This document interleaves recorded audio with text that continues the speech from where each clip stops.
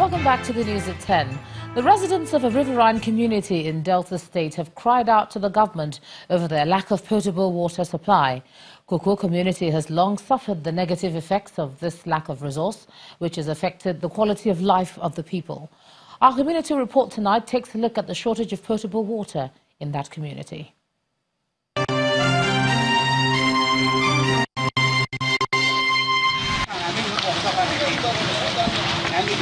Koko Town in Warri North Delta State lies along the Benin River in the western Niger River area.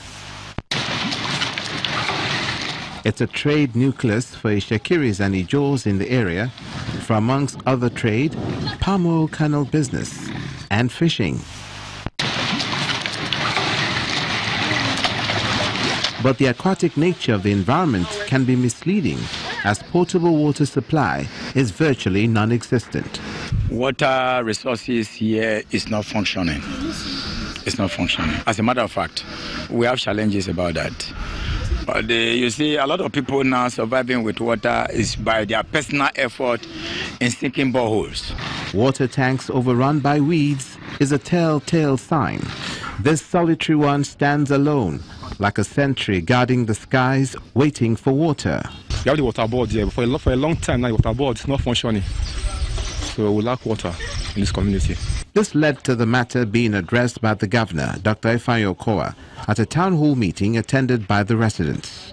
I need to be able to get from my people information on the geological studies in those areas before we can make a firm promise. And we will also try to look at why the Koko project, the water project or the water works is not functional. Other challenges include a port that isn't functioning as one, a sedate lifestyle whose tempo can pick up by opening of water channels to aid transportation and trade for agriculture, as the Commissioner for Environment, John Nani, explains. This place you see now that is being mechanically deseated, or let me say, being dredged presently, we are making it navigable enough for speedboats and other water-plying canoes to, go through it. We have a lot of villages there, and it takes them 3 days or 4 days to passing through this big river. It's one thing to be in proximity to water. It's another thing to have the sort you can drink and use for all purposes, which potable water serves. A challenge the state government must stand up to, like this statue, welcoming people to the community.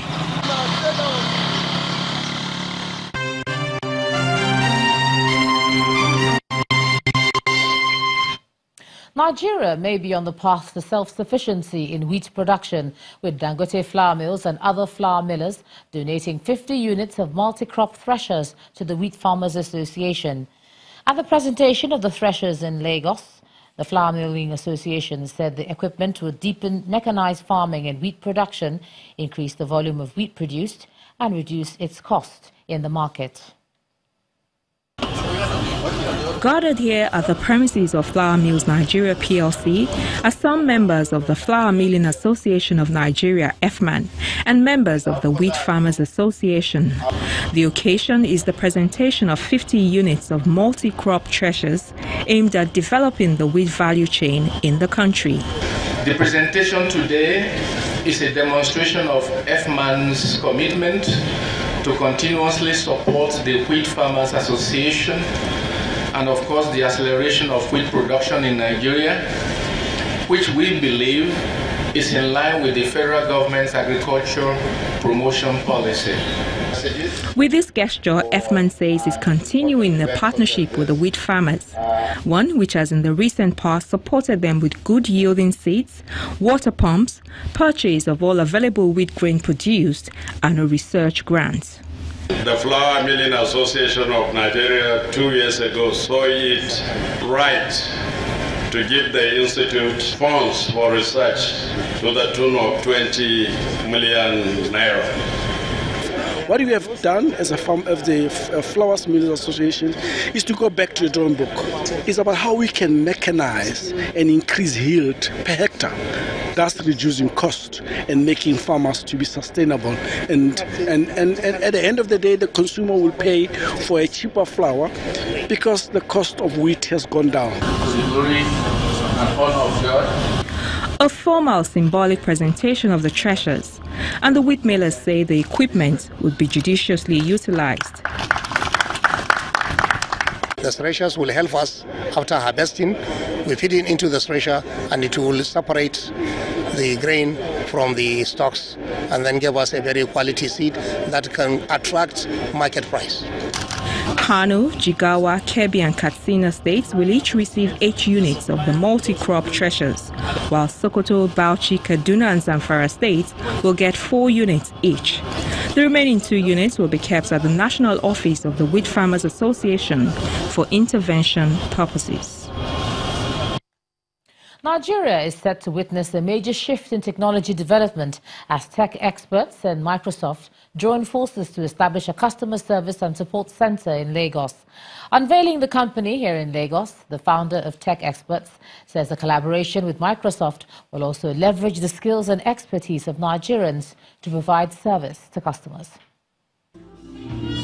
It is not coincidental that the public discourse has been on the improvement of human capital in order for development to thrive.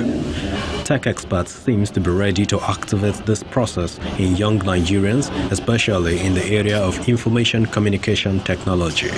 Whenever we come to a new country, it's not just the people that we employ that benefit. Us being in the local market, training, recruiting, and developing to the career opportunity of those people. After a couple of years, those young people are moving forward to other opportunities. So what we're doing here is contributing to the ecosystem of the IT industry and develops a lot of other companies in the market contributing to the economy. I have to say, we've been bowled over with the consistent level of talent, both in the technical area and in the customer support area that we've met here in Nigeria. 1, 2, 3. Tech Experts is investing in the state-of-the-art infrastructure for clients. Already the company has employed about 300 Nigerians. We're part of a bigger story. This isn't just about solving a technical problem. It is enabling people and businesses around the world to grow and develop and achieve more using Microsoft's technology. If you look at what is being announced today, we really believe that technology has the potential to move people up, to lift people up another level, to help grow society, and to help the youth achieve what they want to. The partnership between Tech Experts and Microsoft, no doubt, will act positively on the technical skills development and the career path for the teeming unemployed youths in the country. A one-of-a-kind meeting of the best minds in Nigeria's technology industry is set to hold in the commercial city of Lagos in May.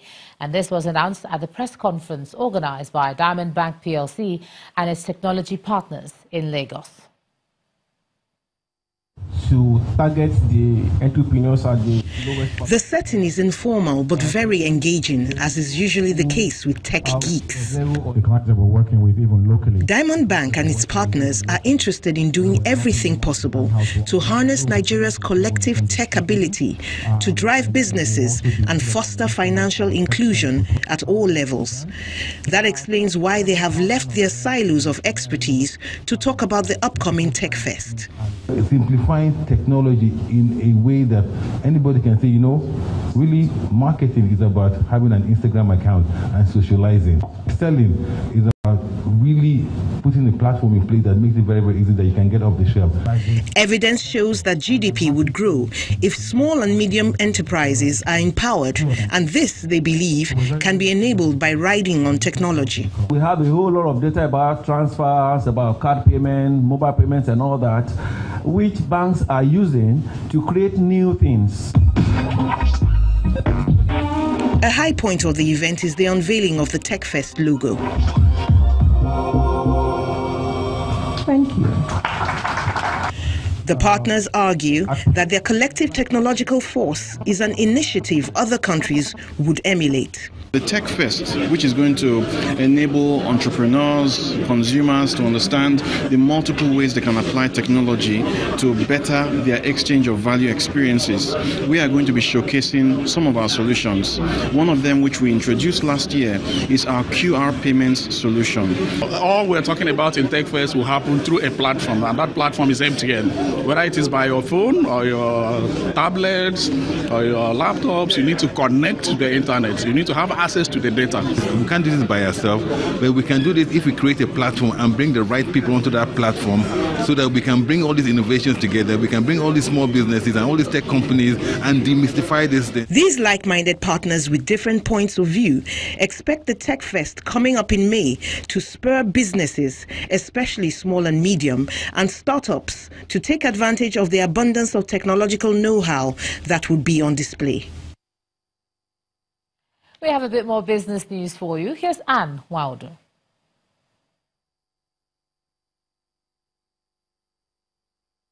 You first. First Bank.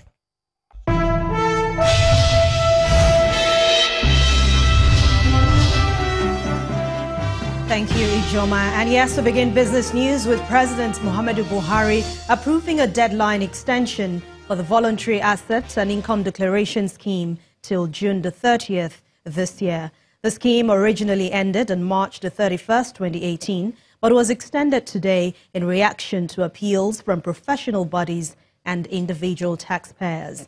This decision was taken on the conviction of the Ministry of Finance that compliance will be attained as revenue acquisition is expected to improve. An executive order has also been planned to give legal backing to the new timeline. The Standards Organization of Nigeria today inaugurated a surveillance investigation and monitoring unit with a view to controlling the influx of fake and substandard products. This unit, which has its headquarters in Lagos, is expected to operate in collaboration with Nigeria Customs Service and other security agencies in the country. The Nigerian Stock Exchange says trading in Oando's shares will resume on Thursday, April the 12th, without impediment in price movement. But this follows due consultations with the Securities and Exchange Commission.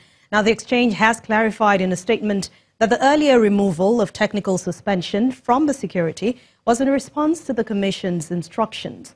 And according to the NSE, a reinstatement of the suspension in line with the subsequent directive proved abortive, as the trading system cannot implement the suspension intraday. But the statement also says the exchange regrets any inconvenience caused by this distortion.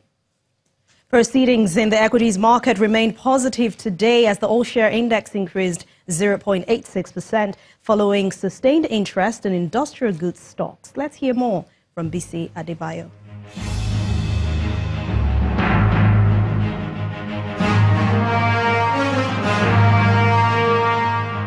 Hello and welcome to the Stock Market Report. Nigeria's equity market extended Tuesday's gains to midweek as a sustained buy interest on Dangote cement propped up the all-share index by 0.86%.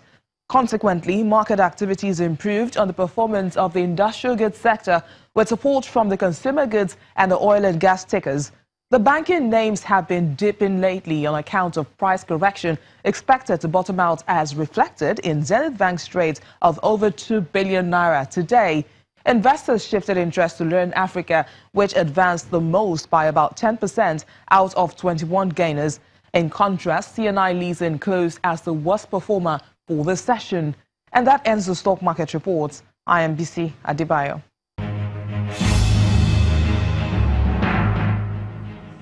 Thank you, BC. Other major world markets we're tracking have ended today mixed as investors look forward to another season of earnings. Let's see the numbers for today.